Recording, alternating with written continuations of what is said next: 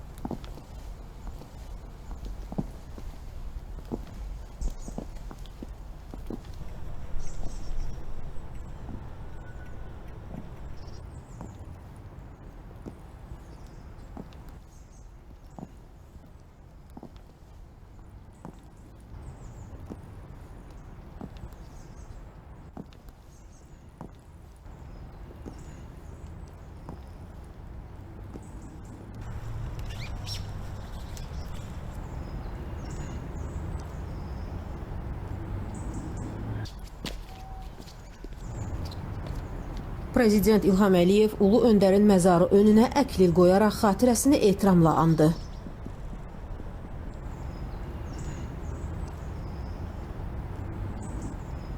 Sonra 1-ci xanım Mehriban Əliyeva ümummilli liderin xatirəsini yad etdi.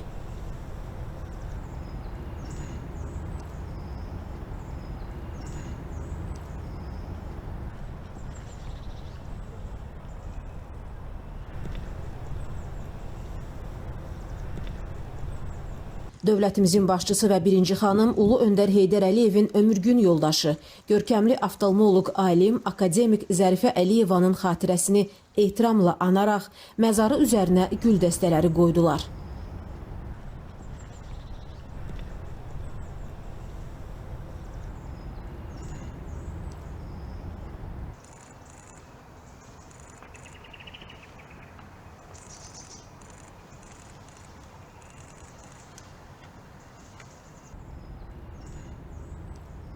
Tanınmış dövlət xadimi Əziz Əliyevin və professor Tamerlan Əliyevin də xatirələri yad olundu.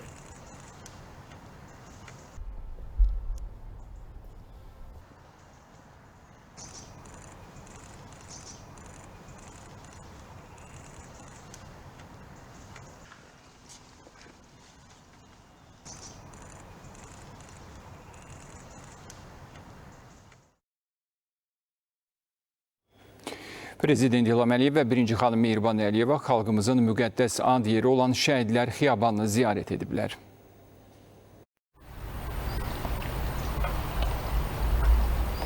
Prezident İlham Əliyev və 1-ci xanım Mehriban Əliyeva Azərbaycanın azadlığı, müstəqilliyi və ərazi bütövlüyü uğrunda mübarizədə canlarından keçmiş qəhrəman vətən övladlarının əziz xatirəsini ehtiramla yad etdilər.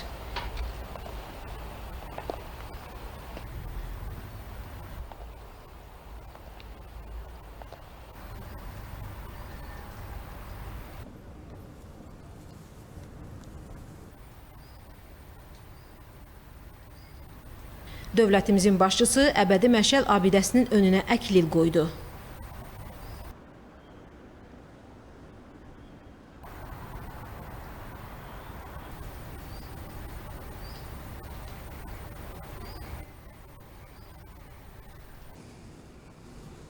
Prezident İlham Əliyev və 1-ci xanım Mehriban Əliyeva Vətən müharibəsində qələbəmizə həsr olunmuş hərbi parada hazırlaşan paytaxt Bakının mənzərəsini seyr etdilər.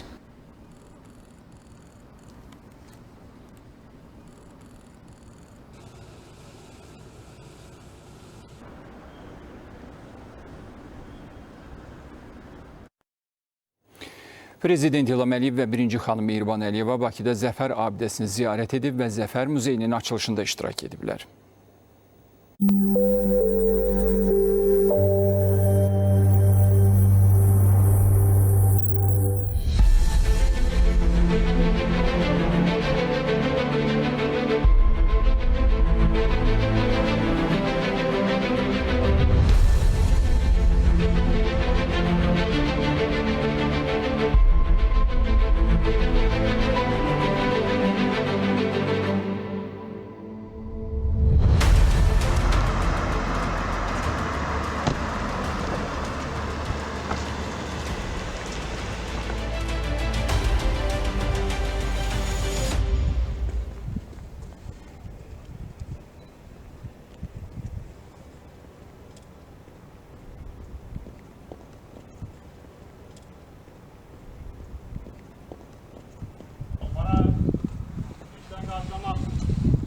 Bağla. Al.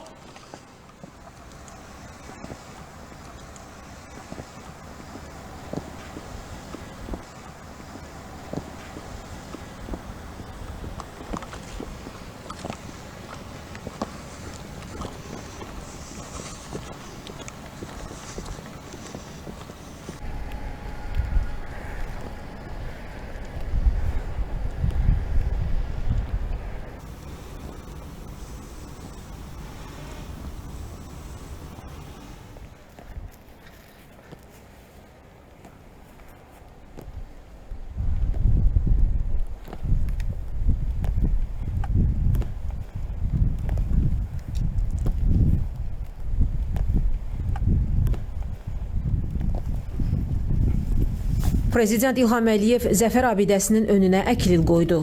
Şəhidlərin xatirəsini ehtiramla andı.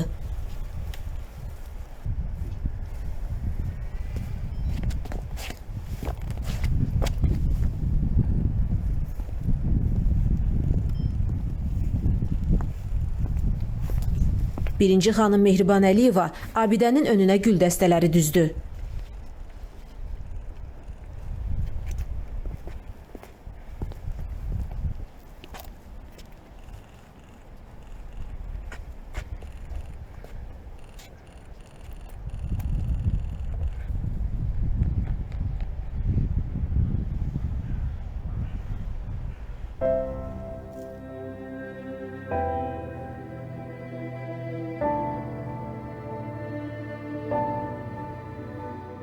Sonra dövlətimizin başçısı və birinci xanım Zəfər Muzeyinin açılışında iştirak etdilər.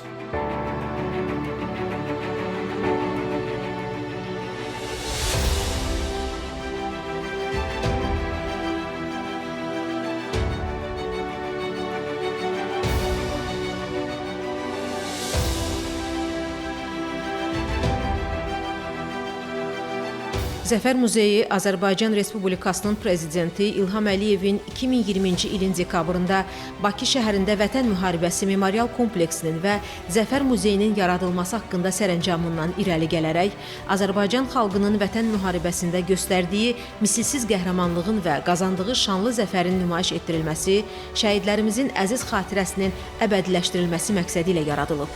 Muzeyin ekspozisiyası beynəlxalq təcrübə və dünyada mövcud muzey konsepsiyaları əsas götürülməklə, eləcə də ən son texnologiyalar tətbiq edilməklə işlənilib. Burada 8 ekspozisiya zalı yaradılıb. Qarabağ və Şərqi Zəngəzur, əsirlərin hekayəsi, Ermənistan-Azərbaycan münaqişəsi, tarixə baxış, 44 günlük Vətən müharibəsi, Dəmir yumruq əməliyyatı, şanlı zəfər, Şuşanın azad olunması, qəhrəmanlar yolu, Qarabağ Azərbaycandır. Dövlət suverenliyinin bərpası 20 sentyabr 2023. Qarabağ və Şərqi Zəngəzur dirçəliş.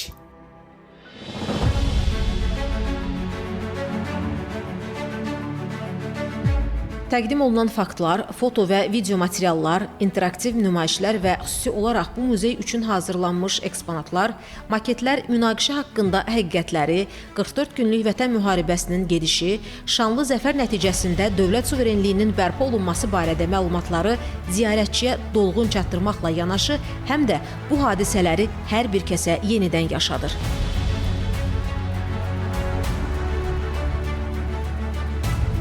Muzeyin Qarabağ və Şərqi Zəngəzur Əsirlərin Hekayəsi adlı birinci zalında Azərbaycanın mədəniyyət beşiyi olan Qarabağın təbii gözəlliyi, tarixi memarlıq baxımından zənginliyi təqdim edilir.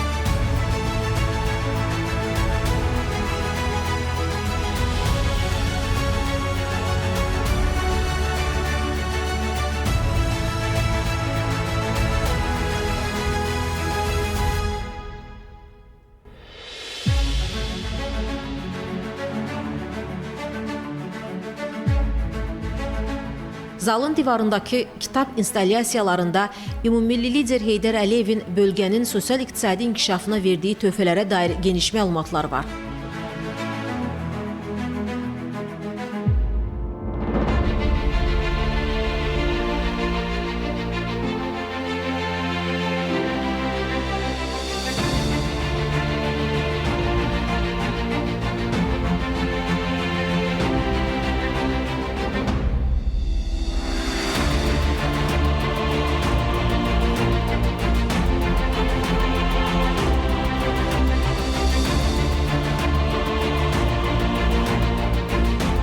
Zalın mərkəzində yerləşən interaktiv kitablar isə Qarabağın təbiətini, ədəbi irsini, musiqisini və xalq sənətini kəşf etməyə imkan yaradır. Eyni zamanda ziyarətçilərə Qarabağın dövlətçilik, hərb, ədəbiyyat və incəsənət sahələrində iz qoymuş görkəmli şəxsiyyətlərinə dair məlumatlar çatdırılır.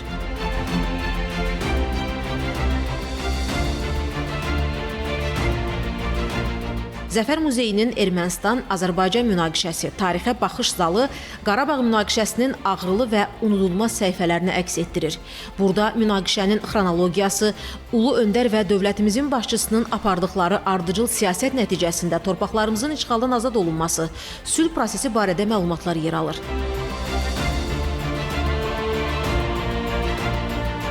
Zalda qaçqın və məcburi köçkünlər, münaqişə qurbanları, eləcə də işğal dövründə ermənilər tərəfindən dağıdılmış abidələr, məscidlər və milli irsə vurulan ziyan haqqında geniş məlumat təqdim olunur. Qarabağda işğal dövründə dağıdılmış binaların yerlə yeksan edilmiş yaşayış yerlərinin taleyinə həsr olunan installyasiya, viran qalmış ev və bu evin qalıqları altında baş qaldıran ağac isə həyatın yenidən dirçəlişinin rəmzidir.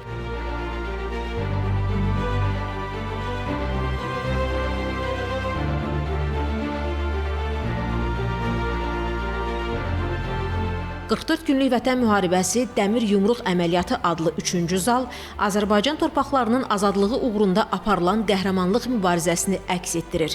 Zalın mərkəzindəki LED monolitlər süni intellektlə hazırlanmış video materiallarla ziyarətçini 44 günlük döyüşlərin mərkəzinə aparır. Monitorlarda döyüş əməliyyatları, hərbi nailiyyətlər və Ermənistan silahlı qüvvələrinin mülki əhaliyə qarşı hərbi hücumları ilə bağlı materiallar təqdim olunur. Holoqrafik ekranlar isə müasir hərbi texnikanı 3D formatında nümayiş etdirir.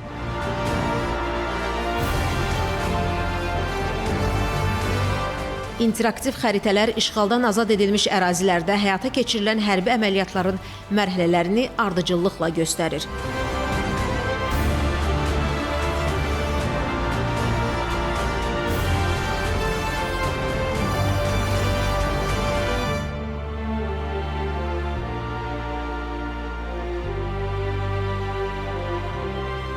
Bu zalda tarixi qələbənin qazanılmasında müstəsna xidmətləri olan Azərbaycan Respublikasının silahlı qüvvələrinin qoşun növlərinin bayraqları, eyni zamanda silahlı qüvvələrin xüsusi təyinatlarının maketləri var.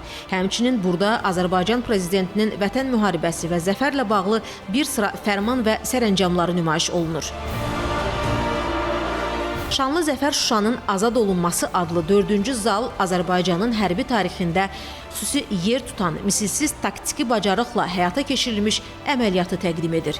Vətən müharibəsi zamanı xüsusi təyinatlı döyüşçülər ağır artilleriyasız Şuşanı azad edərək böyük qəhrəmanlıq göstərib. Zalın mərkəzindəki Şuşa maketi döyüş meydanını əks etdirir, interaktiv monitorlar isə əməliyyatın gedişini və əsas taktiki məqamları ardıcıl izləməyə imkan yaradır. Digər monitorda şəhərin müharibə dövründə dağıdılmış abidələri təqdim edilir. Ekranda Şanlı Zəfər yolunun emosional gedişi nümayiş olunur. Bu zal Şuşanın azadlığını, Azərbaycan əskərlərinin rəşadətini və qəhrəmanlığını əks etdirir. Azərbaycan əskər və zabitlərinin igidliyinə, fədakarlığına və yenilməz iradəsinə həsr olunan Qəhrəmanlar yolu zalı isə ziyarətçilərə torpaqların azadlığı uğrunda aparılan mübarizənin ruhunu hiss etdirir. Burada Vətən müharibəsində iştirak etmiş qəhrəmanlara təqdim olunan orden və medalların nümunələri sərgilənir. Dəhlizi xatırladan Qəhrəmanlar yolu ziyarətçiləri xalqın birliyi və qələbə sevincini simvolizə edən növbəti zala aparır. Növbəti zal isə Qarabağ Azərbaycandır adlanır və xalqımız üçün milli bayrama çevrilən Zəfər gününü ümumxalq sevincini əks etdirir. Zalın mərkəzində Vətən müharibəsində şanlı zəfərin və Qarabağın dirçəlişinin rəmzinə çevrilmiş Xarı bülbülün Murano şüşəsindən hazırlanmış instalyasiyası yerləşir. Parlaq işıqlar və rənglər zala bayram ab-havası bəxş edir. Vizual effektlər sevinç və qürur hissini gücləndirir. Böyük ekranlarda 30 illik həsrətə son qoyan Zəfərin yaşatdığı qürurverici və sevinç dolu anlar nümayiş olunur.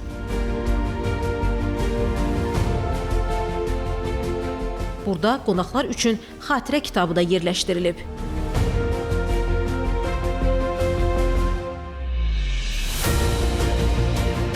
Dövlət suverenliyinin bərpası 20 sentyabr 2023 adlı 7-ci zal Azərbaycanın suverenliyinin bərpasına həsr olunub. Xəritə instalyasiyasında Qarabağ və Şərqi Zəngəzurun tam azad edildiyi, Azərbaycan tarixində yeni bir dövrün başlandığı nümayiş olunur. Muzeyin sonuncu Qarabağ və Şərqi Zəngəzur Dirçəliş adlı zalı isə Qarabağın bərpasına və gələcək inkişafına həsr olunub. Zalın mərkəzindəki instalyasiyada qəhrəman şəhidlərimizin övladlarının səsi ilə Qarabağın parlaq gələcəyinə dair mesajlar verilir. 3 işıqlı keçid bərpa, ekoturizm və inkişaf mövzularını əks etdirərək bölgənin yenidən qurulmasına yönəlmiş fəaliyyəti göstərir. Hər keçiddə mədəniyyət, təhsil və infrastruktur layihələrinin maketləri təqdim olunur. İnteraktiv ekranlar Qarabağın təbii gözəlliyini və davam edən bərpa prosesini canlandırır. Bu məkan Qarabağın dirçəlişini, dayanıqlı inkişafını və gələcəyinə olan inamı ifadə edir.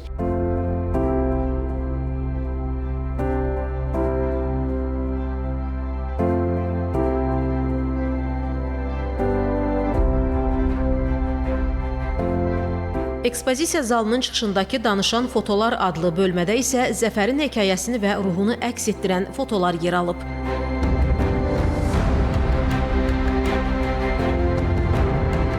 Muzeydə eyni zamanda auditorium zalı, kitabxana və kafe yaradılıb.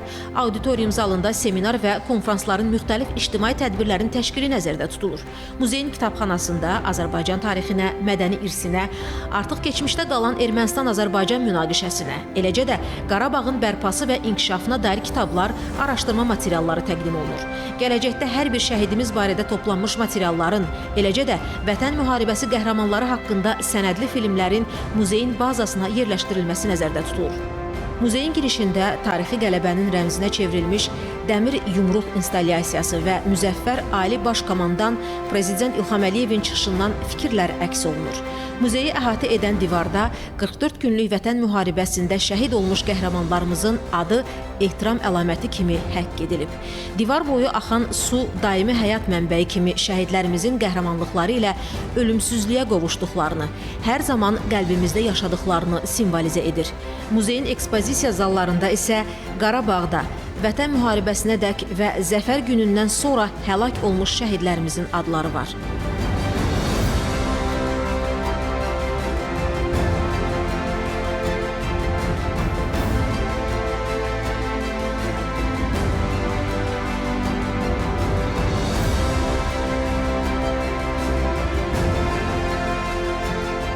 Zəfər muzeyi, muzeyi əhatə edən Zəfər parkı, parkın girişindəki Zəfər tağı Azərbaycan tarixinə həkk olunmuş 44 günlük Vətən müharibəsini, şanlı qələbəmizi, qəhrəman şəhidlərimizin əziz xatirəsini yaşadır. Bura gələn hər bir ziyarətçinin yaddaşında bu qürurverici tarix yenidən canlanır.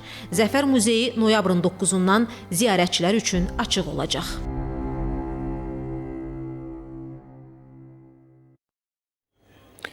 Zəfərin ildönümünə həsr olunan hərbi parad 5 il əvvəl Azərbaycan ordusunun qazandığı uğurları bir daha qürurla xatırlatdı.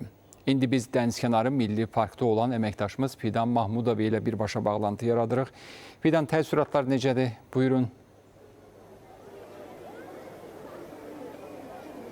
Bəli, bayram coşqusu Dənizkənarı Milli Parkda hələ də davam edir.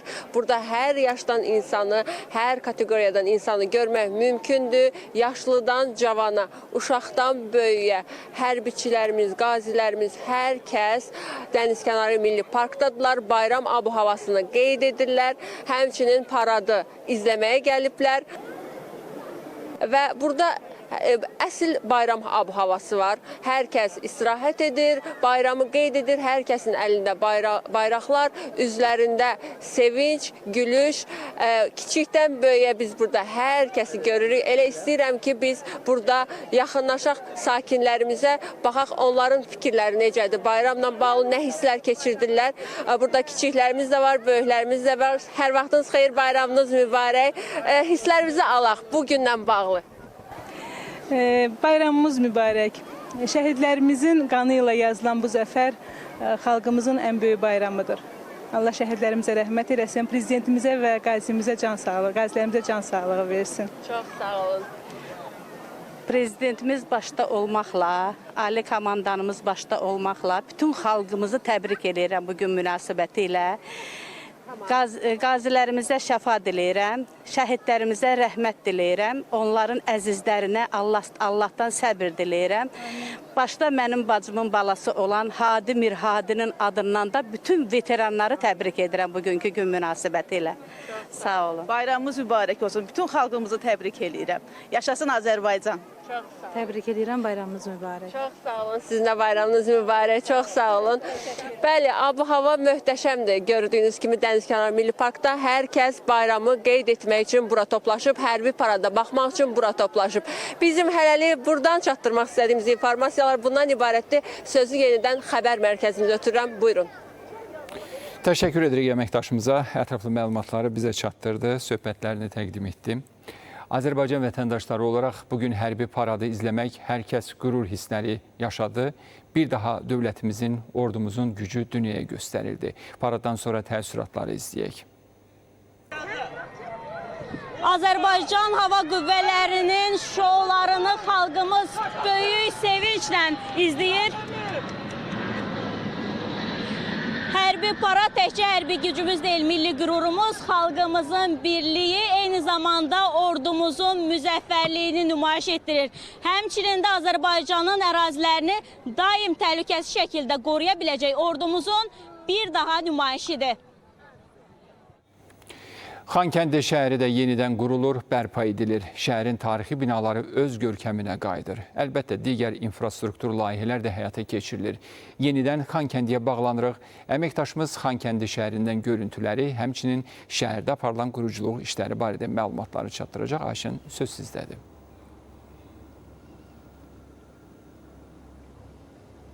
Bəli, Xankəndindəyik və Xankəndindən ən son məlumatları çatdırmağa çalışırıq. Bildiyimiz kimi bugün 44 günlük Vətən müharibəsinin 5-ci ildönümünə həsr olunan hərbi paradla yanaşı Xankəndi şəhərində möhtəşəm bir konsert proqramı da təşkil olunacaq və hazırda onun son tamamlanma işləri həyata keçirilir və eyni zamanda artıq yavaş-yavaş Xankəndi sakinlərinin, eyni zamanda ətraf ərazilərin sakinləri həmin meydana toplaşmağa başlayırlar. Amma istərdim ki, bu möhtəşəm kadrı sizə göstərək. Bu Xankəndi şəhərinin möhtəşəm görüntüsü göz oxşuyur və insanı valeh edir. Bu möhtəşəm görüntü haqqında qısa bir məlumat vermək istədim ki, çünki Xankəndi şəhərinin işğaldan azad olunması bizim parlaq qələbəmizin tam və mütləq qələbəyə çevrilməsi fonunda əsas simvollardan biri idi. Məhz Xankəndi şəhəri 19-20 sentyabr 2023-cü il tarixlərində lokal xarakterli antiterror əməliyyatları zamanı azad olundu və 15 oktyabr 2023-cü il tarixində isə Prezident İlham Əliyev həmin meydanda Azərbaycan bayrağını dalğalandırdı. Daha sonra isə artıq Xankəndi şəhəri tədbirlərə, beynəlxalq tədbirlərə ev sahibliyi etməyə başladı. 8 noyabrda bugün keçirilən möhtəşəm hərbi paradın ilki elə məhz 8 noyabrda bu meydanda təşkil olundu və biz həmin möhtəşəm səhnəyə də şahidlik etdik xalq olaraq.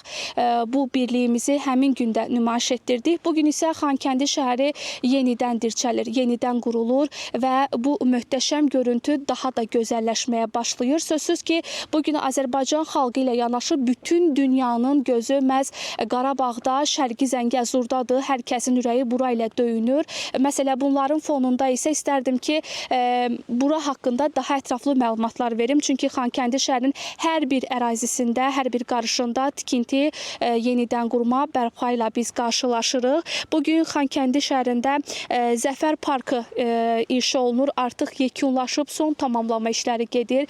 Uzaq da olsa biz həmin o möhtəşəm görüntünü sizə təqdim edə bilirik. Bilirik ki, artıq Xankəndi şəhərində Qarabağ Universiteti fəaliyyət göstərir. Məhz bu baxımdan da tələbə və müəllim heyəti üçün bir şəhərcik salınıb və bu proseslər davam edir tikinti ilə bağlı. Onu da bildirək ki, ümumilikdə bugün Xankəndi şəhərində Ağdərə və Xocalı rayonları ərazisində 22 mindən çox insan məskunlaşıb və 1141 ev və mənzil təmir bərpadan sonra artıq əhalinin köçürülüb və sözsüz ki, köçürülməklə yanaşı insanların bura gəlib axını ilə yanaşı onların işlə təmin edilməsi də əsas məsələlərdən biridir. Bu möhtəşəm görüntünün fonunda həm də bizdən sol tərəfdə Şuşa şəhərini görürük. Hətta Xankəndi şəhərindən Şuşaya möhtəşəm yol da çəkilir. Həm təhlükəsiz, həm alternativ bir yoldur. Qısa bir zamanda Xankəndidən Şuşaya da üz tuta biləcəyik və digər hissədə isə biz Xocalını görürük. Hansı ki, həmin Xocalıda qanlar tökülmüşdü. Amma bugün isə o Xocalı azaddır və doğma sakinləri öz torpaqlarında yenidən məskunlaşır. Bəli, bu möhtəşəm görüntünün fonunda sizinlə sağollaşıram. Qarşıdakı buraxılışlarda daha ətraflı məlumatlar verməyə çalışacağam. Hələ ki, bizdən bu qədər. Buyurun, söz yenidən sizdədir. Təşəkkür edirik. Xankəndidən görüntülər izlədik. Eləcə də Xocalıdan da görüntülər izləmiş olduq. Davam edirik, hörmətli tamaşaçılar. Bəli, bugün daha bir möhtəşəm hərbi paradın şahidi olduq. Tarixi gün yaşadıq. İndi əməkdaşımız Röya Qarabağlı şəhərdəki ab-havanı bizə çatdıracaq. Röya, buyurun, söz sizdədir.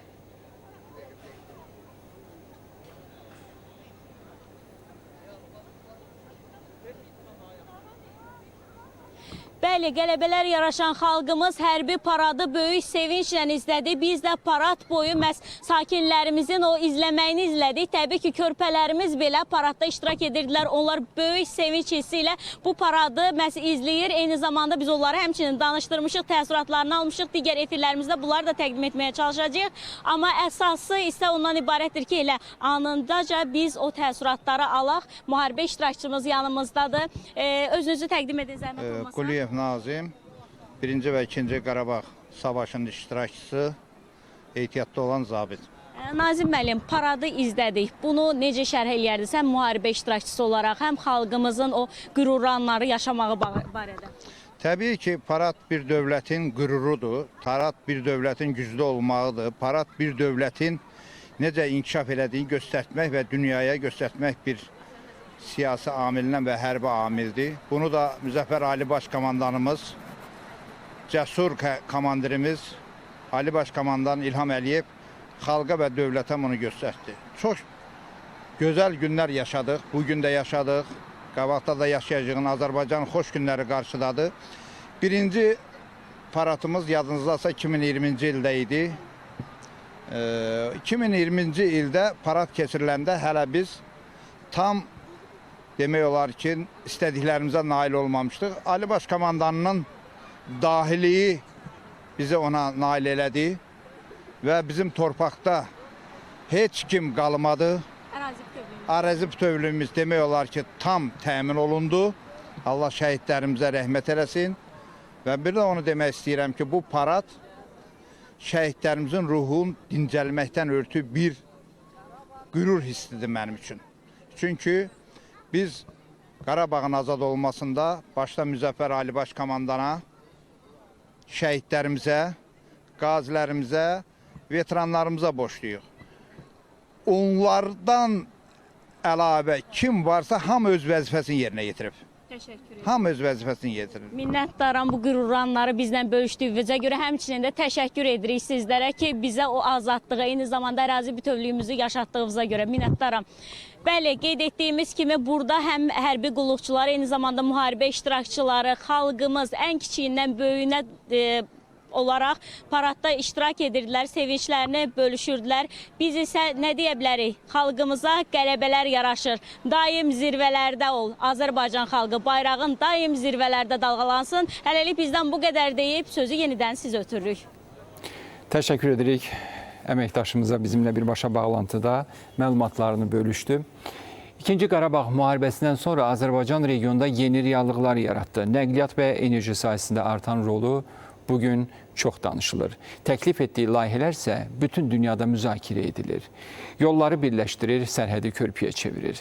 Söhbət Zəngəzur dəhlizindən gedir. Hərbi paradda da liderlər məhz bu dəhlizin əhəmiyyətinə bir daha diqqət çəkdilər.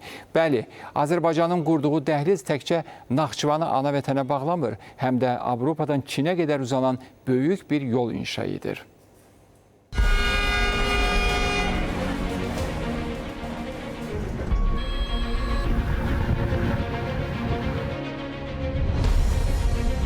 Zəngəzur dəhlizinin hekayəsi buradan. Asiyanın ən böyük sənaye və logistika mərkəzlərindən biri olan Çindən başlayır. Hər il bu ölkədən Avropaya orta dəhliz vasitəsilə 100 minlərlə ton yük daşınır. Bu dəhliz üzrə hərəkət edən qatarlar yükləri Çindən Avropaya orta hesabla 10-12 günə çatdırır. Zəngəzur dəhlizi isə orta dəhlizin yeni segmentinə çevrilərək həm zaman, həm də logistika baxımından digər marşrutlara alternativ sayılır. Bu yolun növbəti dayanacağı Mərkəzi Asiyanın nəhəng tranzit qovşağı. Qazaxıstandır. Bəli, orta dəhlizin əsas tranzit qovşaqlarından biri olaraq buradan yük konteynerləri Xəzər dənizinə doğru hərəkət edir. Qazaxıstanın sərhəd və liman infrastrukturu marşrutun fəaliyyətində həll edici rol oynayır. Buradakı dəmir yol qovşaqları və logistika mərkəzləri yüklərin sürətli və təhlükəsiz daşınmasını təmin edir. Orta dəhlizlə konteyner daşımalarının payı sürətlə artır. Son 12 ay ərzində onların həcmi 3 dəfə artıb. Növbəti dayanacaq artıq Xəzərin Azərbaycan sahili. Bakıdır. Qazaxıstanın Xəzər dənizi vasitəsilə daşınan yük konteynerları buradakı Ələt Beynəlxalq Dəniz Ticarət Limanına çatır. Limanın modernləşdirilmiş infrastrukturu və mərkəzləşdirilmiş idarəetmə sistemi yüklərin daha təhlükəsiz və daha sürətli şəkildə hərəkətini təmin edir. Bu marşrut orta dəhlizin Azərbaycandakı əsas dayanacağıdır və yüklərin Çindən Avropaya yol almasında əsas həlqədir. Buradan dəhliz genişlənərək Qarabağa yol alır. Bu körpünün əsas nöqtəsi məhz buradır, yəni şərq-qərb qapısı. Bütövlükdə 140 kilometr əslində isə bütün dünyanı əhatə edən yolun əsas nöqtəsindəyik. İstifadəyə verildikdən sonra dəhlizin illik buraxılış qabiliyyəti 15 milyon ton olacaq. Azərbaycan daxilində 9 stansiyanı, dünya xəritəsində isə Çinlə Avropanı birləşdirəcək. Zəngəzur dəhlizinin əsas artilleriyalarından biri olan Horadiz-Ağbənd dəmir yolu xəttində 2021-ci ildən bu yana layihələndirmə işlərinin 85, tikinti-quraşdırma işlərinin isə 68% başa çatdırılıb. Bu yol hərəkət sürəti üstünlükləri sayəsində daşımaların vaxt və məsrəf baxımından daha səmərəli olmasına imkan yaradır. Qısaca Azərbaycanın qurduğu Zəngəzur dəhlizi həm də Naxçıvanı ana vətənə bağlayır, Avropadan Çinə qədər uzanan böyük bir xəritəni dəyişir. İndiyə qədər Naxçıvanın xarici ticarəti əsasən İran və Türkiyə üzərindən reallaşırdı. Yeni dəhliz isə həm logistikanı sürətləndirəcək, həm də iqtisadiyyatın bütün sahələrinə zəncirvari müsbət təsir göstərəcək. Növbəti dayanacaq Türkiyədir. Yeni dəhliz regional səviyyədə alternativ marşrutlar yaradır. Dəhlizin Türkiyə tərəfdə əsas marşrutu Qars, İğdır, Aralıq, Dilucu dəmir yolu xəttidir. Bu ilin avqustunda təməli qoyulan xətt illik 15 milyon ton yük daşıya biləcək və orta dəhlizin fəaliyyətini gücləndirəcək. Beləliklə, Çindən başlayan yol Türkiyədən keçərək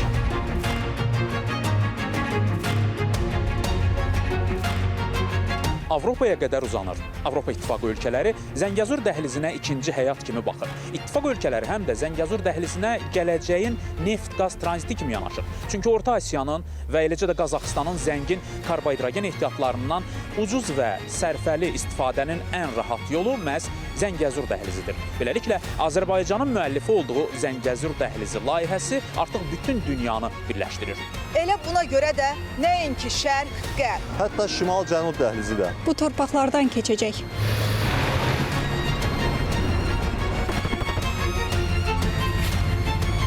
Növbəti dayanacaq Zəngəzur. Zəfər gününə həsr olunan hərbi paradda şəhər sakinləri, qonaqlarla birgə Vətən müharibəsinin iştirakçıları da iştirak edib. Əməkdaşımız Vüsalə Məmməzadə onlardan biri ilə həm söhbət olub. Vüsalə, eşidirik sizi. Təəssüratlar necədir?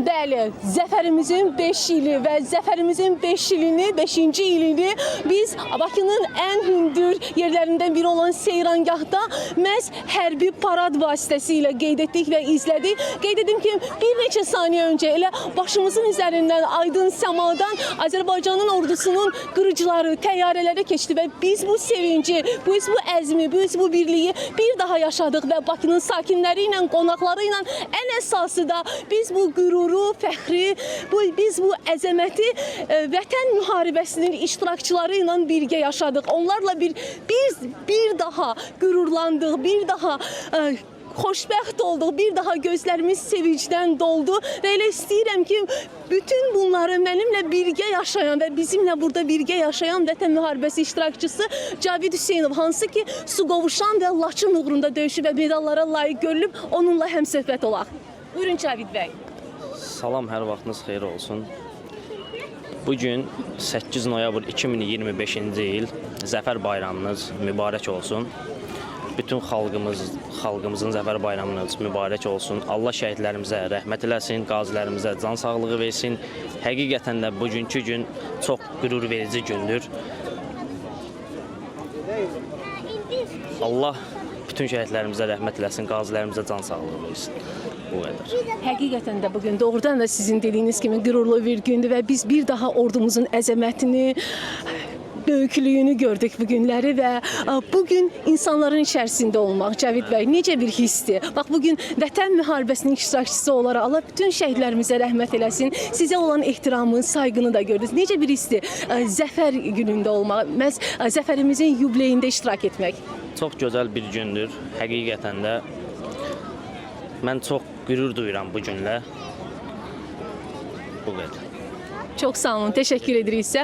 Bizimlə birlikdə, bax elə Vətən müharibəsinin iştirakçısı Cavid Hüseynovdur ki, o da bizimlə birgə ilə biz onu müşayiət edirdik bir neçə dəqiqə öncə. O da qəhərləndi, onun da gözləri doldu, qürurdan, sevincdən. O da müharibədə yaşadığı anları bir daha öz qəlbindən keçirtdi. Bəli, hərbi parad artıq bitdi. Bizim sizə söyləmək istədiklərimiz məhz Bakının ən hündür yerlərindən biri olan Seyrangahdan bu qədər. Söz sizdədir, əsas studiyada. Təşəkkür edirik Vüsaləyə. Hər bir Azərbaycanlının qəlbində bugünün sevinci ilə yanaşı şəhidlərimizin xatirəsinə dərin ehtiram da yaşayır. Çünki bu zəfər məhz onların canı və qanı bahasına qazanılıb. ASTV xəbər komandası da şəhid Tacəddin İsmailzadənin anası Aygün İsmailzadə ilə həmsöhbət olub. O, bu əziz bayram günü yaşadığı qürur və fəxarət hisslərini bizimlə bölüşüb. İzləyək.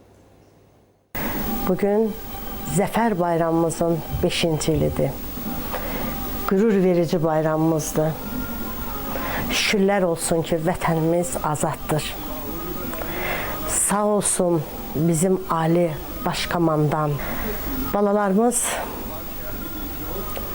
bu yolda canlarını qurban verdilər ki, bu indiki gənclər, indiki cavanlar bu gözəl günü görsünlər.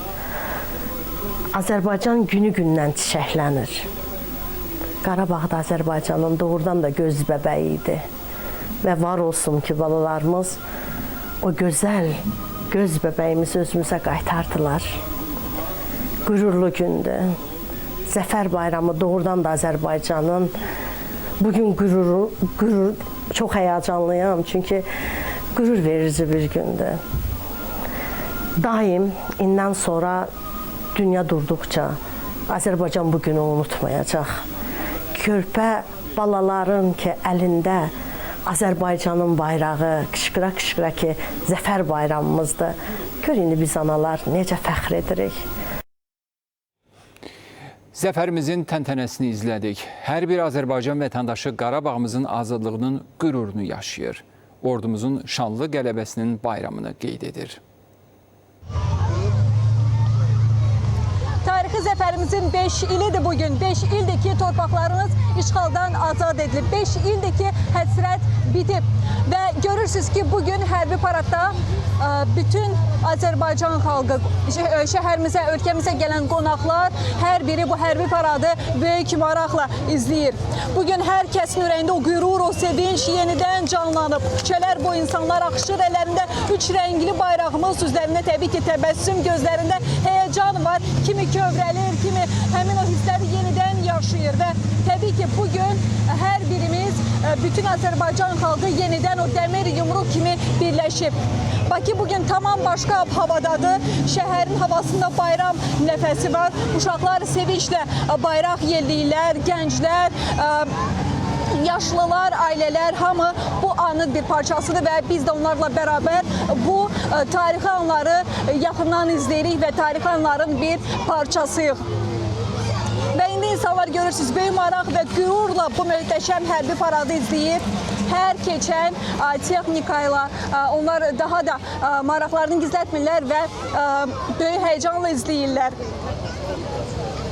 Bəli, bu qələbənin, xalqın, bir birlik simvolunun, ordumuzun gücünün təntənəsidir. 5 il öncə bugün azadlıq xəbəri hər evə sevinç kimi yayıldı və bugün isə həmin sevinç bir daha yaşanır. Qələbənin, inamın, birliyin səsi görürsünüz ki, hər yerdə duyulur. O gün biz bir millət kimi tarix yazdıq və bugün isə o tarixi yenidən yaşayırıq, xatırlayırıq və fəxrlə deyirik ki, zəfər bizə çox yaraşır, zəfərimiz mübarək. Şuşada tikinti bərpa prosesi davam etdirilir. Hazırda şəhərdə daha 2 yaşayış kompleksi inşa olunur. Yaxın vaxtlarda birinin də tikintisinə başlanılacaq. Bunu Azərbaycan Prezidentinin Şuşa rayonunda xüsusi nümayəndəsi Aydın Kərimov bildirib. 2 yaşayış kompleksinin inşasına artıq başlanıbdır. Yaxın 1-2 ayda 3-cüsünün də yaşayış kompleksinin inşasına başlanacaqdır. Beləliklə Şuşada tikilməkdə olacaq 3 yaşayış kompleksinin təxminən 45 binadan ibarət böyük bir tikinti aparılmaqdadır və gələn ilin sonu 27-nin əvvəlində biz mərhələ-mərhələ bu binaları Şuşalıların istifadəsinə verəcəyik. Bugün keçirilən hərbi paradda yerli istehsal olan pilotsuz uçuş aparatları da nümayiş olundu. Vətən müharibəsində bu dronların qələbənin qazanılmasında xüsusi rol oldu. İndi söhbət açacağımız pilotsuz uçuş aparatı da döyüşlərdə ən öncül pilotsuz uçuş aparatı idi. Söhbət İtiqovan PUA-sından gedir. Kiçik orta ölçülü müşahidə kəşfiyyat və eyni zamanda partlayıcı yük daşıyıb hədəfə zərbə indirə bilən bu platforma Azərbaycanın müdafiə sənayesi tərəfindən hazırlanan zərbə tipli pilotsuz uçuş aparatıdır. Onun ilkin adı zərbə olub, sonradan təkmilləşdirilərək yerinə yetirdiyi missiyaya uyğun olaraq İtiqovan adlandırılıb.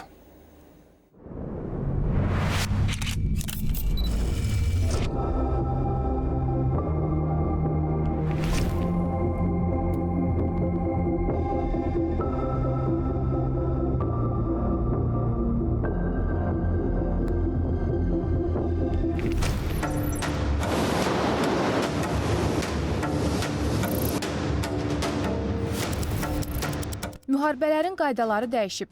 Səssiz uçuşlar, saniyələr içində qərar verən sistemlər. Bugün mühasirə döyüşün əsasını məhz bunlar təşkil edir.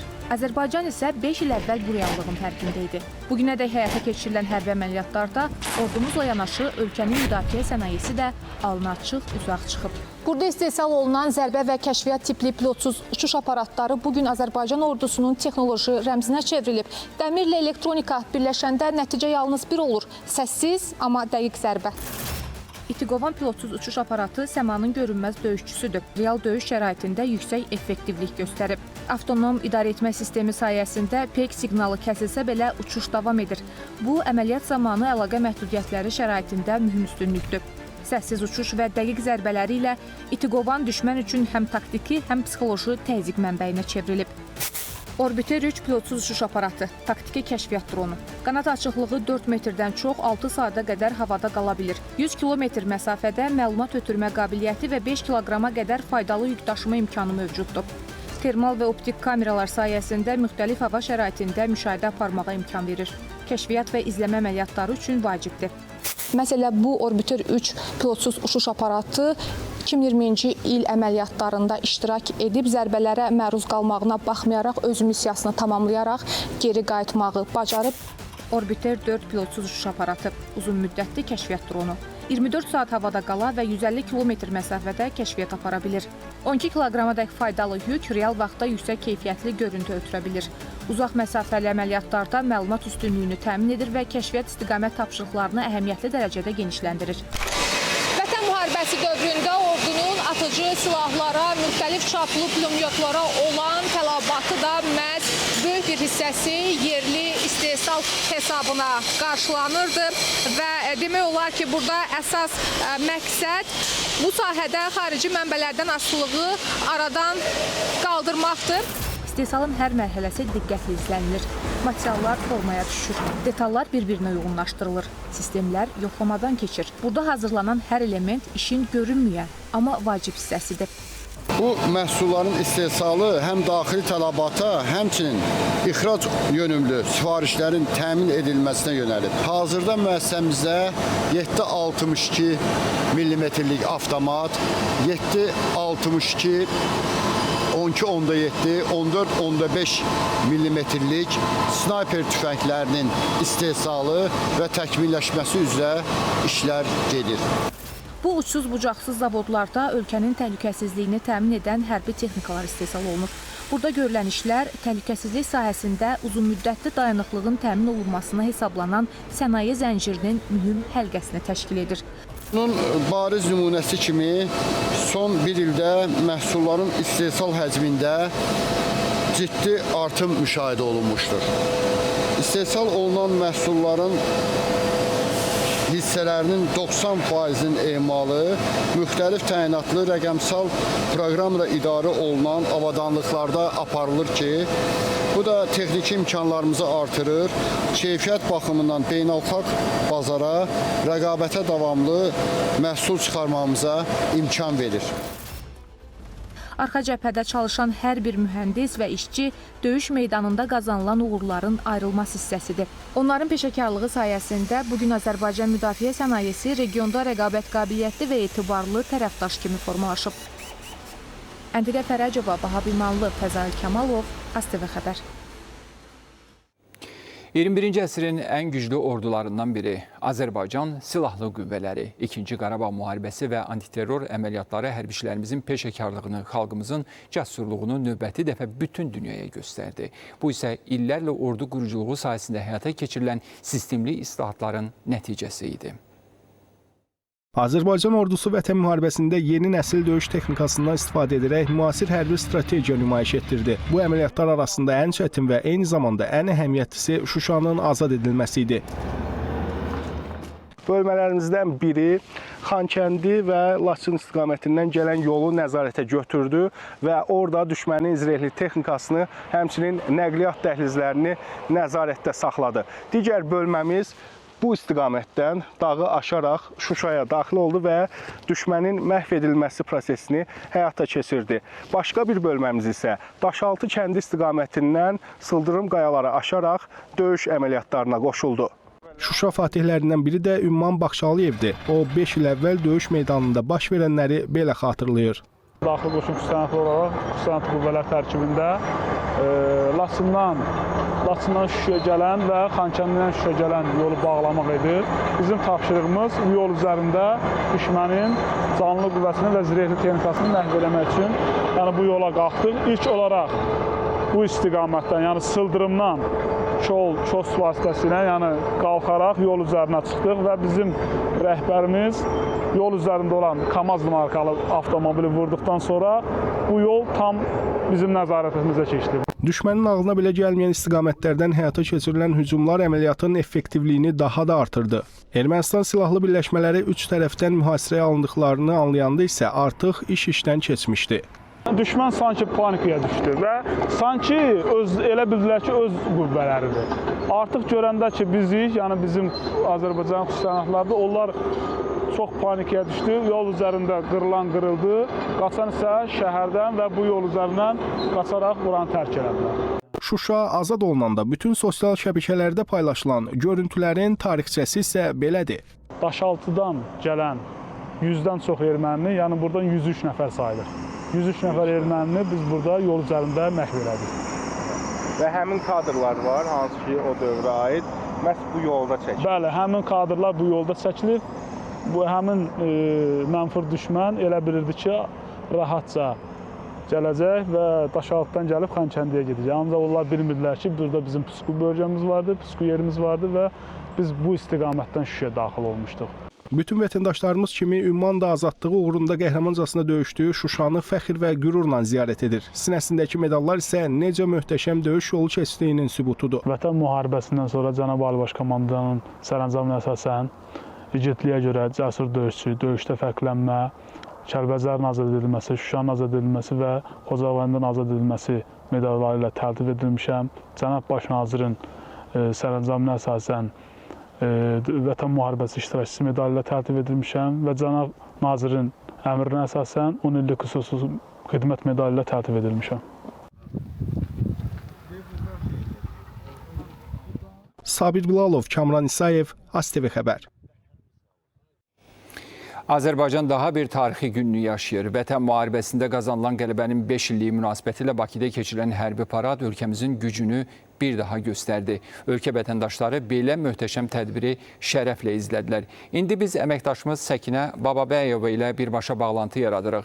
Paraddan sonra təəssüratları bizimlə bölüşəcək. Səkinə, buyurun, efirdəsiniz.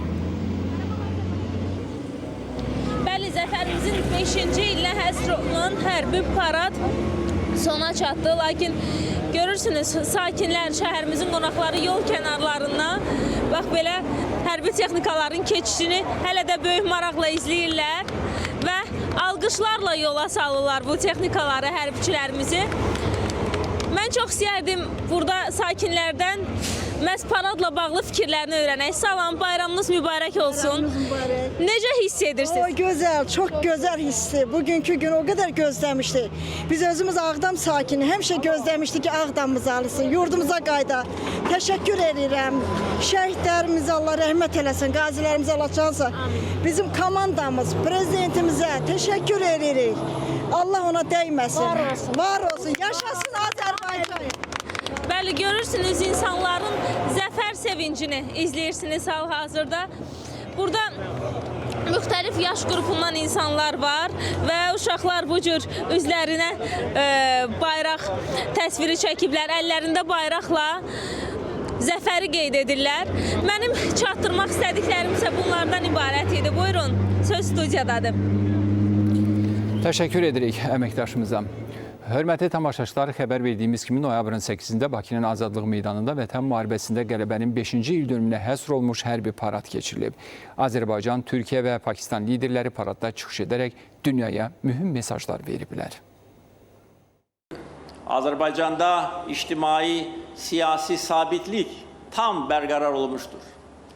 Vətəndaş həmrəyliyi, vətəndaş birliyi, xalq iqtidar birliyi əsas amillərdən biridir. Biz gənc nəsli vətənpərvərlik ruhuna, vətənə sevgi ruhunda tərbiyə eləmişik. Və bizim gənclərimiz 44 gün ərzində öz sinələrini qabağa verərək, güllə altına gedərək tarixi torpaqlarımızı işğalçılardan azad etdilər. Və vətənpərvərlik, mənəvi keyfiyyətlərimiz şanlı zəfərimizin əsas amillərdən biridir. İkinci Qarabağ müharibəsi ərəfəsində daha da azğınlaşmışdır. Bizə qarşı yeni ərazi iddiaları ilə çıxış etməyə başlamışdır. Onlar bizi yeni müharibə ilə hədələyirlər. Hətta deyirlər ki, onlar yeni torpaqlar uğrunda yeni müharibə aparacaqlar və Azərbaycanı tam işğal edəcəklər. Deyirlər ki, onların tankları Bakı küçələrində olacaq. Deyirlər ki, onlar Bakıda çay içəcəklər. Əslində, onların bu arzuları həyata keçdi. Onları biz gerçəkləşdirdik. Onların tankları bugün hərbi qənimət Parkında nümayiş etdirilir. Erməni hərbi cinayətkarları bugün Bakıda məhkəmə qarşısında cavab verirlər və istintaq təcridxanasında Azərbaycan çayını içirlər. Bugün burada Azerbaycan askeri Türkiye'den gelen asker kardeşleriyle omuz omuza yan yanalar. Askerlerimize baktıkça iki devlet, tek millet şiarının ne demek olduğunu hepimiz görebiliyoruz. Şehitlerimizin birbirine karışan kanlarının üzerinde yükselen Hürriyet sancağı Karabağ'ın dört bir yanında şanla, şerefle, gururla dalgalanıyor. İlham kardeşimin dirayetli liderliği altında Azerbaycan ordusu Karabağ'ı işgalden kurtararak gönüllerdeki 30 yıllık bu yangını da söndürdü. Allah'a hamdolsun bugün Laçin'den Şuşa'ya, Zengilan'dan Hankendi'ne, Hocalı'dan Fuzuli'ye kadar Karabağ'ın her karışında huzur var, kalkınma var, barış, refah ve özgürlük var. Xanımlar ve cənablar, Pakistan, Azərbaycan və Türkiyə ürəkləri bir döyünən üç qardaş bugün burada çiyin-çiyinə dayanaraq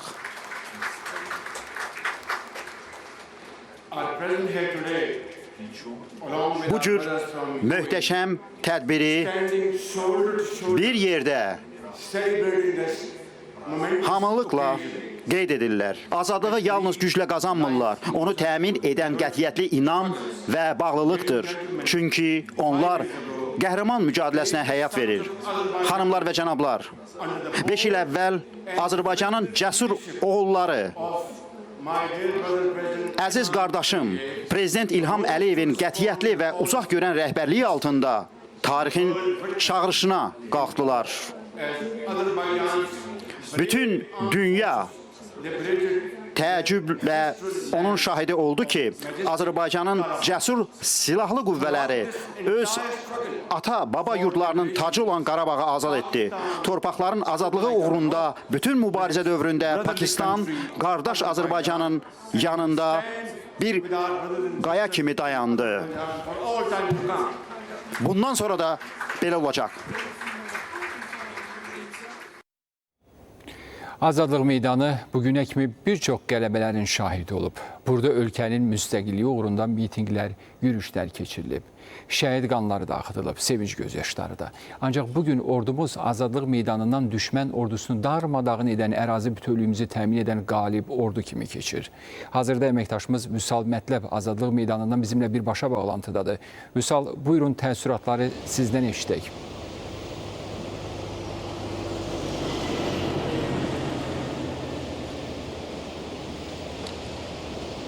Bəli, Azadlıq meydanından Azərbaycan əskərinin ayaq səsləri bütün dünyaya yayıldı. Xüsusilə revanşist əhval-ruhiyyədən əl çəkməyən, xilas ola bilməyənlər üçün yəqin ki, burada Azərbaycan ordusunun arsenalının növbəti dəfə nümayiş etdirilməsi və Azərbaycan əskərinin ayaq səsləri mühüm, vacib mesajlar verirdi. Qələbəmizin 5 illiyinə həsr olunan parad keçirildi Azadlıq meydanında. Bu meydan şübhəsiz bir çox tədbirlərə, paradlara şahidlik eləyib, ancaq 2020-ci ildə həm qələbə paradı və 2025-ci ildə qələbəmizin 5-ci ilinin tamamında keçirilən bu parad xüsusilə fərqləndirilə bilər. Azərbaycan prezidenti ilə yanaşı bugünkü paradda Türkiyə və Pakistan liderləri də iştirak edirdilər. Hər üç lider paradda çıxış etdi. Azərbaycan prezidentinin çıxışında olduqca mühüm məqamlar, mühüm mesajlar var idi. Bu xüsusilə onunla bağlı idi ki, Türkiyə və Pakistan liderlərinin və hərbiçilərinin bu paradda iştirakı bizim həmrəyliyimizi həm də nümayiş etdirir. Bu sadəcə bir diplomatik və yaxud hərbi protokol hadisəsi deyil. Qardaş ölkələr işğal dövründə də Azərbaycanın ərazi bütövlüyünə birmənalı dəstək vermişdilər. Eyni zamanda 2-ci Qarabağ müharibəsinin gedişində bu siyasi dəstək davam etdirilirdi və postmünaqişə dövründə Azərbaycanın Qarabağ və Şərqi Zəngəzurun bərpa quruculuq mərhələsində də bu proses, bu dəstək davam etdirilir. İşğal dövrünə gəldikdə isə Azərbaycan prezidenti qeyd etdi ki, bu dövrdə uzunmüddətli danışıqlar dövründə təəssüf ki, Ermənistan danışıqları uzatmaq, təkcə Ermənistan yox, həm də vasitəçilər danışıqları uzatmaq və işğalı əbədiləşdirməyə çalışırdılar. Ancaq Azərbaycan bununla barışa bilməzdi və həm siyasi, diplomatik bazada, həm də güclü iqtisadiyyat formalaşdırmaqla, paralel olaraq güclü ordu formalaşdırmaqla Azərbaycan təbii ki, həm də müharibəyə hazırlaşırdı, çünki alternativ yol bu idi Azərbaycanın öz ərazi bütövlüyünü təmin etməsi üçün və nəticədə göründü ki, bundan başqa yolda yox imiş. 2-ci Qarabağ müharibəsindəki parlaq qələbə ilə Azərbaycan öz ərazi bütövlüyünü təmin etdi. Nəinki Ermənistan həmin vəziyyətdə, həmin vəziyyətdən nəticə çıxarmaq, Azərbaycanı yeni müharibə və işğalla hədələyirdilər. Azərbaycan prezidenti qeyd etdi ki, hətta Bakı küçələrində erməni tanklarının olacağını deyirdilər. Bakıda çay içəcəklərini bildirirdilər və Azərbaycan onların istədiklərini həyata keçirdi. Beləliklə, Qənimətlər Parkında erməni tankları bugün saxlanılır və separatizm əhval-ruhiyyəsində olanlar isə Bakı təcridxanasında Azərbaycan çayını içirlər. Bugün isə bərpa quruculuq dövrüdür, sülh dövrüdür və böyük qayıdış mərhələsidir. Artıq 60 mindən artıq Azərbaycanlı öz doğma yurd yuvalarında, Qarabağ və Şərqi Zəngəzurda həm yaşayır, işləyir və təhsil alır. Beləliklə, bu parad növbəti tarixi paraddır. Qələbəmizin 5 illiyinə həsr olunmuş parad. Dediyimiz kimi, həm Azərbaycan ordusunun arsenalını, Azərbaycan ordusunun təchizat səviyyəsinin bir qismini təbii ki, nümayiş etdirirdi, həm də Azərbaycan əskərinin ayaq səslərini bütün dünyaya, həm də indiki reallıqlarla barışmaqda çətinlik çəkən, Azərbaycanın yaratdığı reallıqları həzm etməkdə çətinlik çəkənlərə lazımi mesajı, lazımi səsi eşitdirirdi.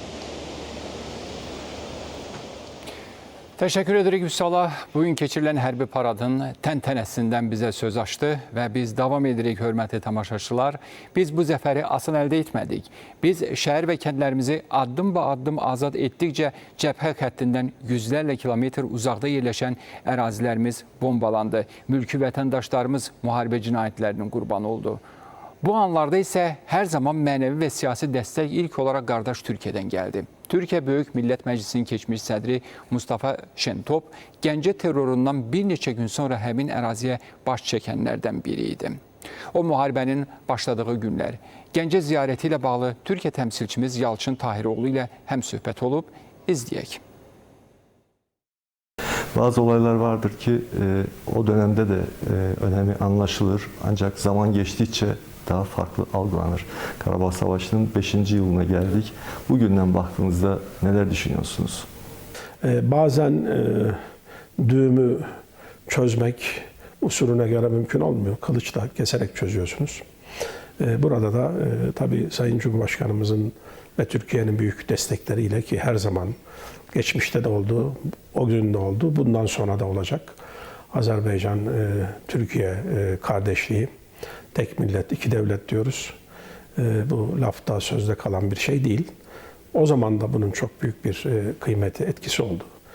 Tabii Sayın Cumhurbaşkanı İlham Aliyev'in büyük kararlılığı çok önemli bu süreçte.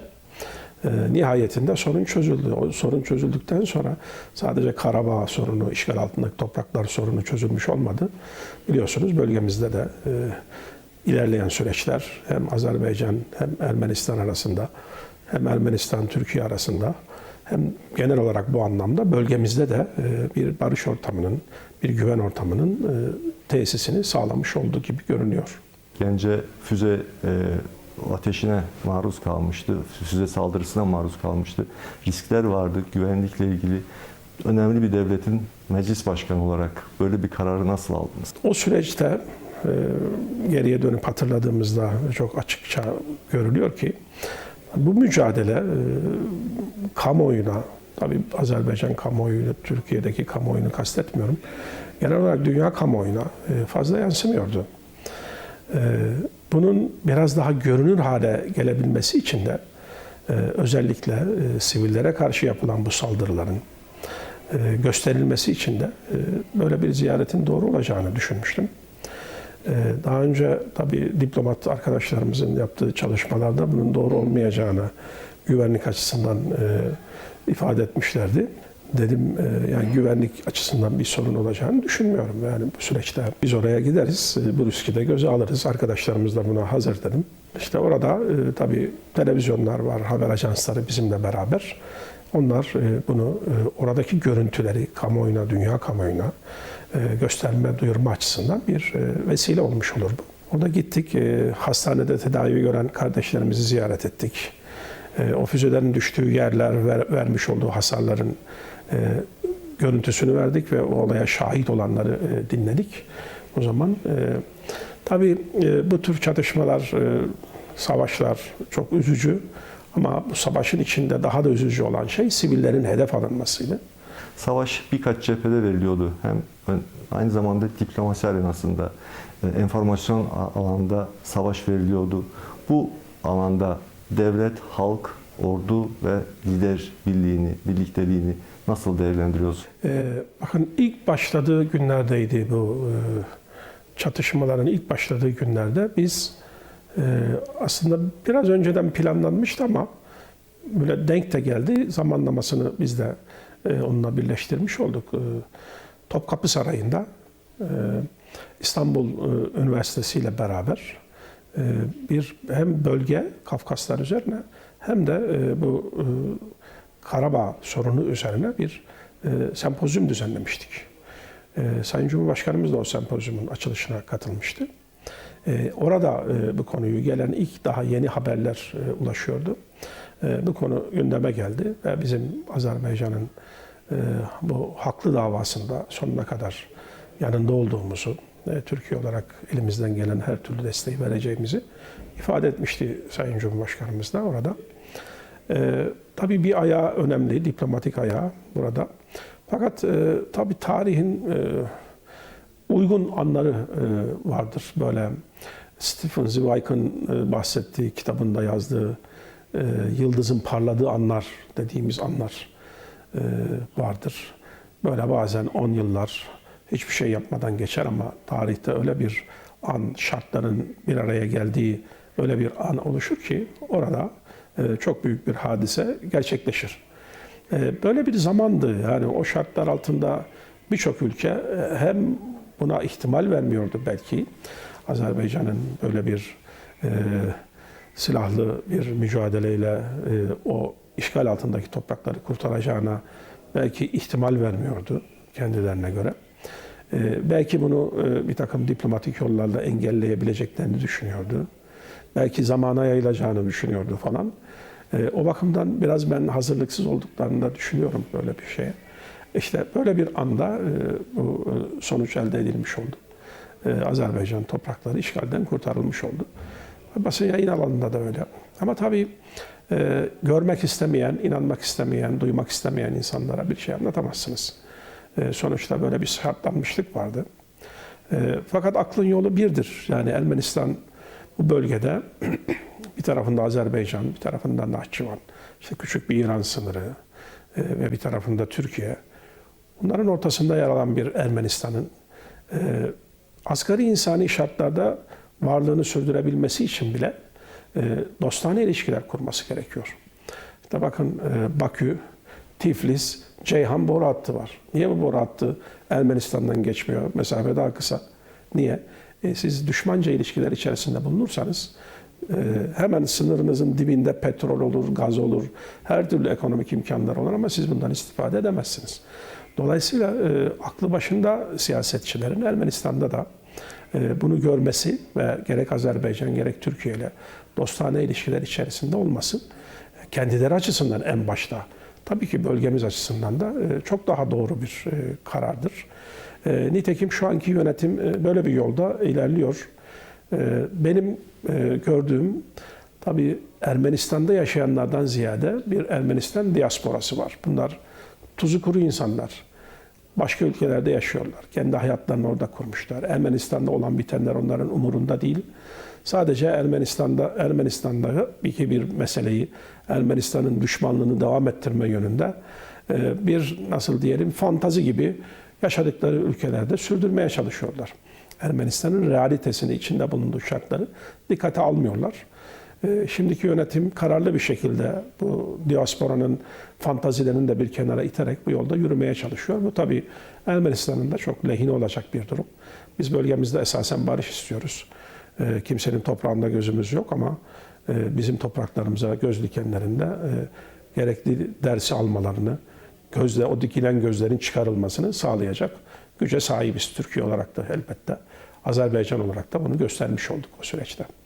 Sayın Başkan, Zafer'in 5. yıl dönümünü idrak ediyoruz. Yayınımız aracılığıyla Azerbaycan halkına mesajınız var mı? Biz her zaman, her süreçte Azerbaycan'ın yanında olduk. Kıymetli dostum, mevkidaşım, sahibe Gafarova hanımefendiye de bulunduğumuz her türlü uluslararası toplantıda birlikte hareket ettik. Hatta şunu söylemek isterim.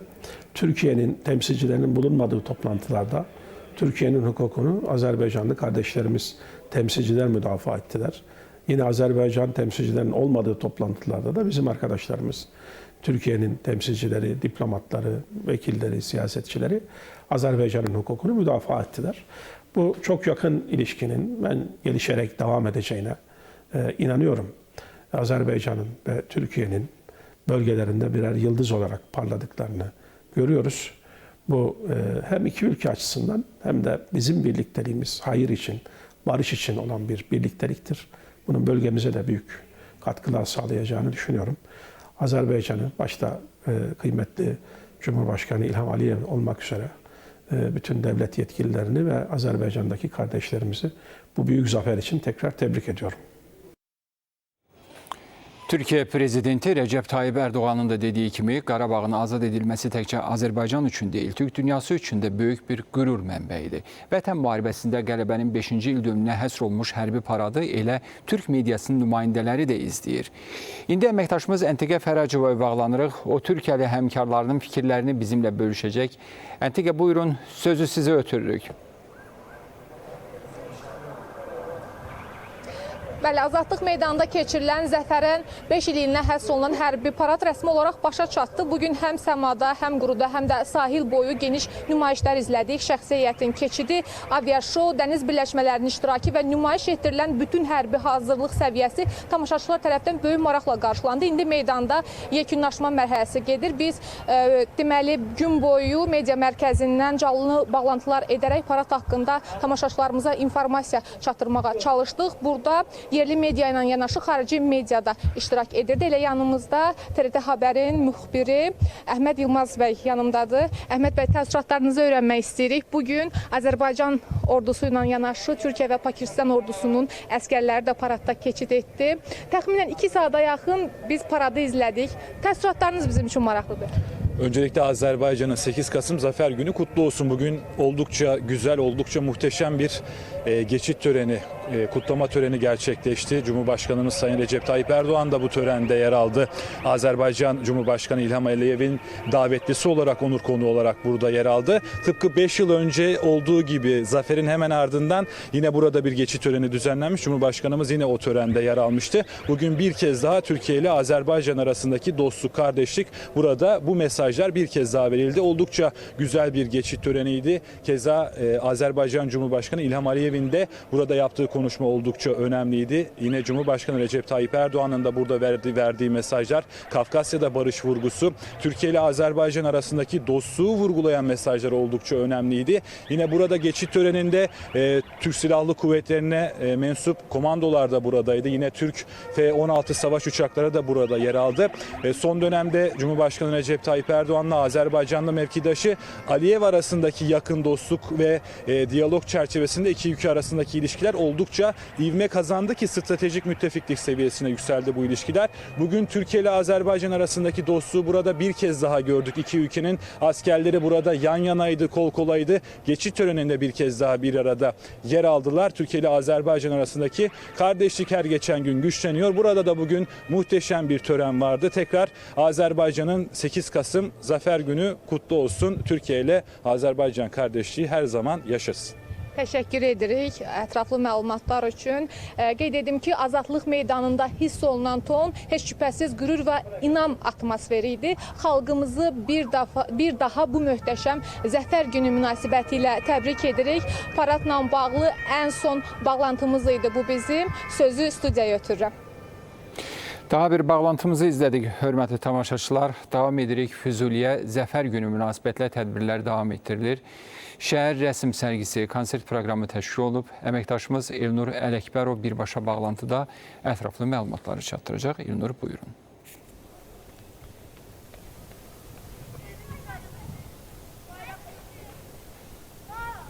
Bəli, Füzuli şəhərindən zəfərimizin 5-ci il dönümü ilə bağlı xəbərləri çatdırmaqda davam edirik. Qeyd edim ki, 8 noyabr Zəfər günü ilə bağlı Füzuli şəhərində silsilə tədbirlər keçirilib. İlk olaraq Zəfər günü uşaqların gözü ilə adlı ustad dərsləri təşkil olunub. Kurman Qazi adına Uşaq Yaradıcılıq Mərkəzində baş tutan bu ustad dərslərində şagirdlər dağıntılardan geriyə qalmış daşlar üzərində əl işlərini nümayiş etdiriblər. Ardınca isə sərgi təşkil olunub.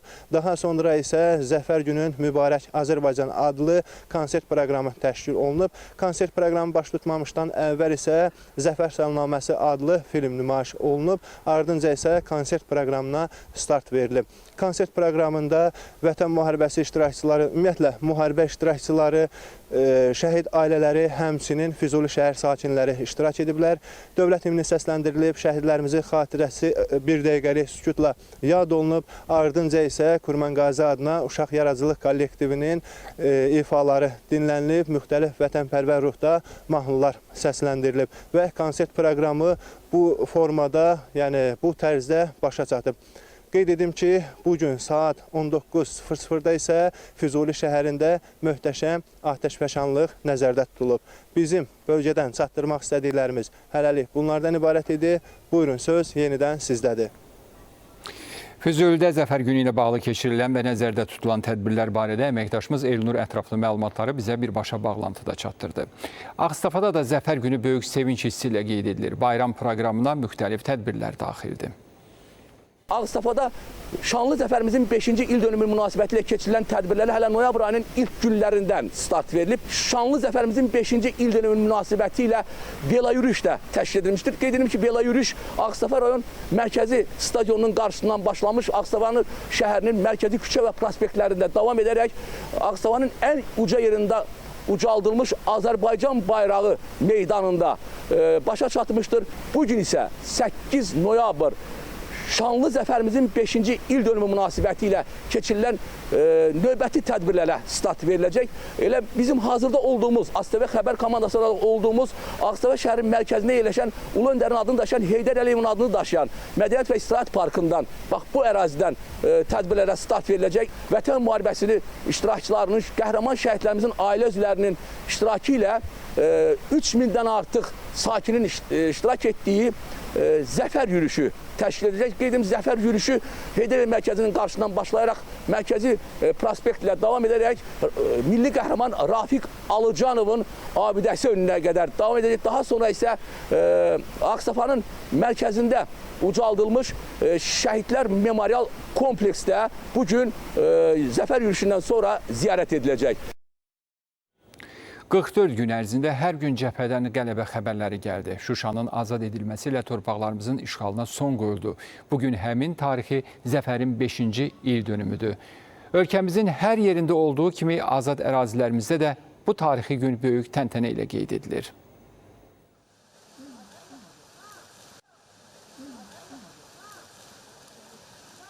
Bu günləri Zəfər günümüz və Şuşadayıq və mən bu Şuşa şəhərində dünyaya göz açmışam. təəssüf ki, Şuşada oxuya bilməmişəm. Amma Şuşada bu günləri məktəbdə olmamız və bu gün övladlarımızın Şuşada oxumağı və Zəfər günü bizim üçün əvəz olunmaz bir ləzzətli hissdir. Zəfərin mübarək Azərbaycan. Həmişə arzum budur ki, qoy Şuşanın üzərində məğlub edilməz bayrağımız dalğalansın. Həmişə Şuşadan xarib bir səsi nəğməsi səsləndirilsin. Allah bizi Şuşasız, Şuşanı da bizsiz etməsin. Çox sevincliyəm, çox qürurluyam ki, bax mən Şuşa şəhər sakiniyəm. Bugünkü günü Allah mənə nəsib elədi ki, gəldim bax bura bu Şuşada. Gəzirəm, doymuram. Bütün xalqımızın Zəfər bayramını təbrik eləyirəm. Biz bu zəfəri bayrağı öpərək, fəxrlə, igid mərd oğullarımız döyüşə qatılıb, geriyə bayrağa bükülüb qayıtmış oğlanlara borcluyuq. Bugün biz Laçında zəfərimizin 5-ci il dönümünü qeyd edirik. Bu bizim üçün böyük bir qürur hissidir. Bu zəfərdə az da olsa mənim də payım olub. Bu məni daha 2 qat sevindirir. Nə xoş bizim halımıza ki, yarımçıq qalan sözümüzü 2020-ci ildə dedik və sübut elədik ki, Azərbaycan xalqı qorxmaz qəhrəman xalqdır. Bu qorxmaz qəhrəman xalqı başda şəhidlər, şəhid ailələri olmaqla, qazilərlə olmaqla təbrik edirəm bayram münasibəti ilə. Bugünkü bir gün biz azad olunmuş Füzulidə yaşayırıq. Bizim üçün çox gözəl bir sevincli günlərdir. Mən Füzuli şəhərindən çıxanda 4-cü sinifdə oxuydum. Ancaq bugünkü gün mən şəhid atası kimi Füzuli şəhərinə dönmüşəm. Burada bizim üçün çox gözəl müasir şəhər salınıbdır. 30 ildən sonra gəldinin vətəninə. Hər şey gözəldir. Bunu sözünə nətər deyim ki, mən bu hissləri keçirdim. Allah rəhmət eləsin şəhidlərimizə. Laçında da Zəfər günü müxtəlif tədbirlərlə qeyd olunur. Hazırda da ağac əkini davam edir. Bugünkü tədbirlərdə dalğalanan bayraqlar arasında Laçın işğal olunarkən sakinlərdən birinin özü ilə götürdüyü və indiyə kimi saxladığı bayraq da var. Əməkdaşımız Xaliq Qurbanlı ilə birbaşa bağlantıda bu bayrağın tarixçəsindən də danışılacaq. Buyurun Xaliq, sizə işlək. Bəli, şanlı zəfərimizin 5-ci il dönümü Respublikamızın hər yerində olduğu kimi doğma Laçınımızda da təntənəli şəkildə qeyd olunmaqdadır. Arxa fondan da gördüyünüz kimi dağlar gözəl olan Laçında bu ərazilərə köçürülən sakinlərimiz tərəfindən müxtəlif aksiyalar həyata keçirilir və hal-hazırda da Laçının bu ərazisində zəfərimizin 5-ci il dönümü ilə bağlı olaraq ağac əkmə aksiyası keçirilir. Və xatırladım ki, bayramla əlaqədar olaraq Laçının bütün küçələri Azərbaycan Respublikasının 3 rəngli bayrağı ilə bəzədilmişdir. Və bayraq demişkən, 1992-ci ildə Laçın işğal olunanda Laçının müdafiəsi uğrunda öz canı ilə, qanı ilə mübarizə aparan vətən oğullarından da biri məhz Şakir dayımızla hal-hazırda elə bir yerdəyik və Şakir dayımızın hal-hazırda əlində tutduğu bu 3 rəngli bayrağımız 1992-ci ildə Laçın batalyonunun üzərində dalğalanan bayraqlarımızdan biri olmuşdur və hal-hazırda bu bayraq uzun müddətdən sonra zəfərimizin 5-ci il dönümündə məhz Laçında bugün dalğalanmaqdadır və bu bayrağın tarixçəsi ilə bağlı elə bizə bu bayrağı və canını Laçından götürərək didərgin düşən Şakir dayımız özü ətraflı məlumat verəcək. Şakir dayı, ilk öncə Zəfər bayramı münasibətilə sizi səmimi qəlbdən təbrik edirəm. Mən də bir daha sizləri təbrik edirəm. Bu Zəfər bayramı bizim üçün çox gözəl bir bayram. Bu 92-ci illərdə biz vətən uğrunda döyüşdük. Bu müqəddəs bayrağı özümüzdən saxladıq da. 54 gün, 19 nəfərlə 54 gün düşmən mühasirətində qaldı. Və hər səhər durub dua edirdim, ya Rəbbim, sən özümüzün bu bayrağı yerə salma, inamımızı itirmədin. Şükürlər olsun ki, yəni bir arzum var idi ki, bu bayraqla yəni öz kəndimizə, doğma Laçınımıza qayıdım. Şükürlər olsun ki, bugün Laçındayım və bu torpaqda dalğalanan, ucalan bayrağımızın altındayım. Bu arzuma çatdım ki, mən ömrümdə mənim üçün ən böyük mükafatdır bu. Yəni, Laçında ən böyük arzularınızdan da biri doğma Laçına qayıdaq və bu bayrağı burada dalğalandırmaq. Dalğalandırmaq. Bir daha şəhidlərimizə rəhmət, qazilərimizə can sağlığı diləyirəm. Allahdan ordumuzu, Əsgərlərimizi Allah qorusun, vətənimizi qorusun. Bir daha təbrik edirəm. Allah sizi var eləsin, təbrik edirəm. Azərbaycan Respublikasının dövlət bayrağı və hər birimizin canı, qanı bahasına başa gələn və hər bir şəhidimizin qanı olan bu bayraq bugün doğma Laçınımızda, doğma diyarımızda və bununla paralel olaraq bütün işğaldan azad olunmuş ərazilərimizdə dalğalanmaqdadır. Həmişə bayrağımız ucu olsun, zəfərimiz daim olsun. Laçından bizim hələ ki çatdıracaqlarımız bu qədər. Buyurun, söz yenidən sizdədir. Bütün bölgələrimizdə Zəfər günü ilə bağlı tədbirlər keçirilir. O cümlədə də Laçında isə ən son məlumatları bizə Xaliq çatdırdı. Bugün Vətən müharibəsində qələbənin 5-ci il dönümündə keçirilən paradda qalib ordumuzun gücü, xalqımızın birliyi bir daha nümayiş etdirilib. Hərbi parad qürurla və coşqu ilə izlənildi. Bakının Azadlıq meydanında keçirilən hərbi parad müzəffər ordumuzun qüdrətini, xalqımızın birliyini bir daha nümayiş etdirdi. Tarixi zəfərimizin 5 ilidir bugün. 5 ildir ki, torpaqlarımız işğaldan azad edilib. 5 ildir ki, həsrət bitib. Və görürsünüz ki, bugün hərbi paradda bütün Azərbaycan xalqı, şəhərimizə, ölkəmizə gələn qonaqlar hər biri bu hərbi paradı böyük maraqla izləyir.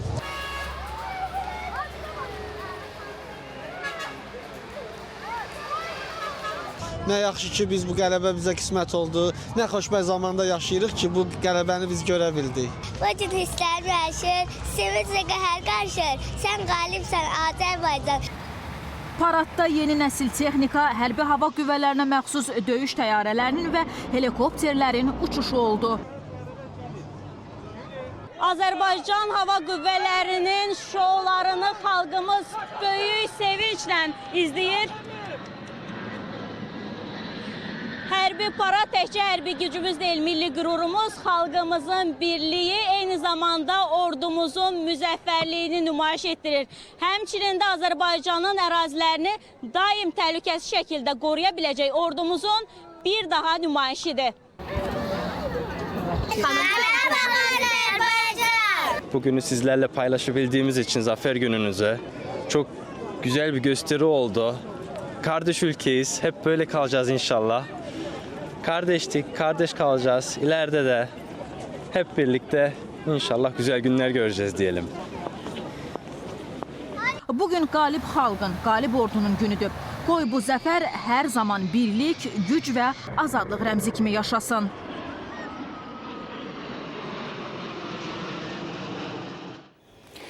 Zaqatalada da Zəfər günü yüksək əhval-ruhiyyədə qeyd edilir. Təşkil olunan konsert proqramı ilə əlaqədar sakinlər şəhər mərkəzinə toplaşıblar.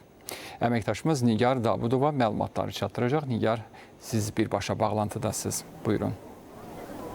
Bəli, biz hal-hazırda Zaqatala rayonundayıq. Bildiyimiz kimi şanlı zəfər tariximizdən artıq 5 ili ötür və Respublikanın hər yerində olduğu kimi Zaqatala rayonunda da böyük əhval-ruhiyyə və bayram ab-havası hiss olunur. Belə ki, səhər saatlarından etibarən başlanılan silsilə tədbirlər bir neçə dəqiqədən sonra öz işini konsert proqramı ilə davam etdirəcək. Belə ki, hal-hazırda artıq son tamamlama işləri gedir və bayram konsertinə hazırlıq işləri görülür. Hal-hazırda rayon sakinləri də məhz konsert proqramına gəlməyə davam edirlər. Eyni zamanda burada şəhid ailələri də öz yerinə alıb və konsert proqramında qeyd edək ki, məhz rayonun sevilən ifaçıları çıxış edəcək ki, eyni zamanda öz gözəl ifaları ilə məhz tamaşaçıların zövqünü oxşamağa çalışacaqlar və rəngarəng rəqslər və musiqi nümunələri ilə tamaşaçıların qarşısında olacaqlar və hal-hazırda artıq hazırlıq işləri görülür və konsert proqramı xüsusilə Heydər Əliyev adına Mədəniyyət və İstirahət Parkında keçirdiyini qeyd etmək istəyirik və bir neçə dəqiqədən sonra davam edəcək və başlanılacaq konsert proqramında təqribi 5000-ə yaxın rayon sakininin iştirak edəcəyi bildirilir. Bizim isə Zaqatala rayonundan çatdıracaqlarımız bu qədər, söz yenidən sizdədir.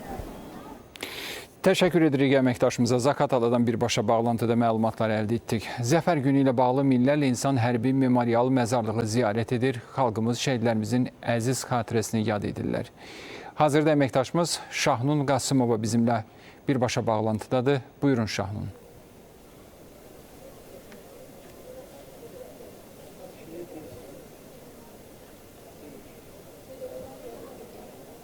Vətən müharibəsində xalqımız qəhrəmanlıq nümunəsi göstərdi. Əlbəttə ki, bu savaşda gənclərin payı xüsusilə böyük idi. Həmin gənclər ki, onların əksəriyyəti 90-cı illərdən sonra doğulan nəsildir və onların çoxu Qarabağı, Zəngəzuru heç vaxt görməmişdi.